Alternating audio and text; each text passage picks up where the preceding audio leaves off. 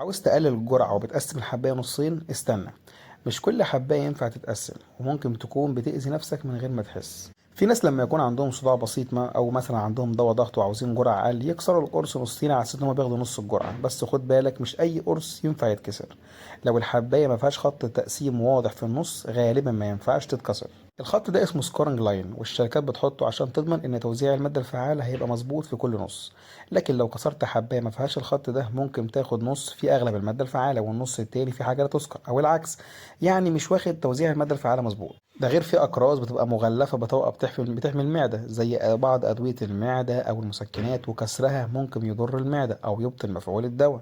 ده بخلاف الأدوية اللي بيبقى مكتوب عليها اس ار أو ممتد المفعول، لأن التقسيم ممكن يفقدها خاصية إنها ممتدة المفعول.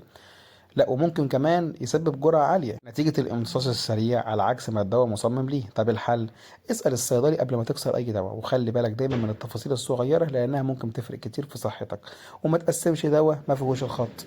وأخيرا، الله يديم عليكم الصحة والعافية. ولو استفدتم من المعلومة، ما تنسونيش من لايك ومتابعة، والسلام عليكم.